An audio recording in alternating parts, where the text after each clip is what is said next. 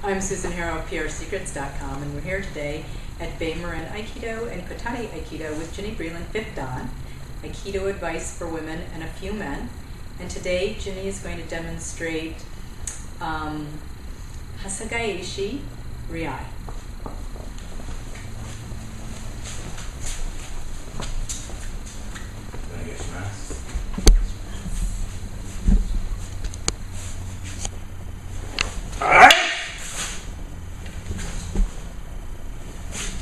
So Hasso Gaeshi.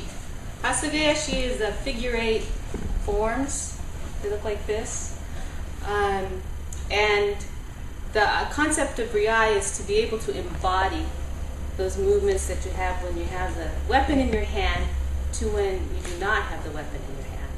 So in a lot of our taijutsu techniques, there is a lot of body movement that is related to the jo and the sword that we don't see obviously. So with the jo, we have a lot of this motion, which is a little bit like kayaking. Whenever this goes down, this goes up in this kind of fashion. So you'll see either this part of a technique having this motion coming in, or you'll see this part of a technique coming in. Okay, so hard to see initially, but if you practice your saburi, your weapons,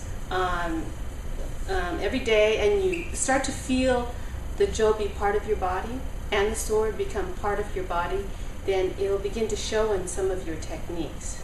Okay, so for instance, with ski ikkyo, the first part of the hasso comes down like this, in this arc. So when Pete punches, and we do ikkyo, we have that. Okay? We have that initial coming down to come up. And my hips are turning the way they would with the jo, and I receive him in the same way as if I'm holding the jo. Okay? That after a while, this movement like this will become natural. It'll feel natural to you, and you'll just do it instead of doing this with no action here.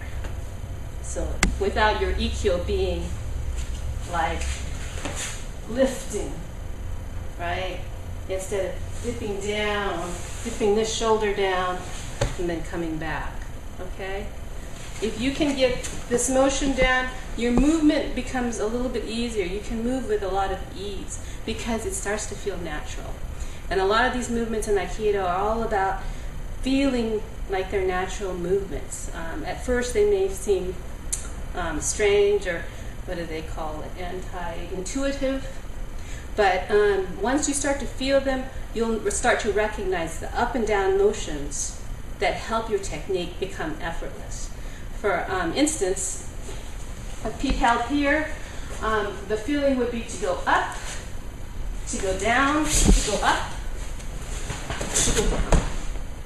Okay, so we use these up and down motions so that when he's engaged in his movement and he wants to come up at a certain point, I use that to my advantage. This is what makes Aikido effortless.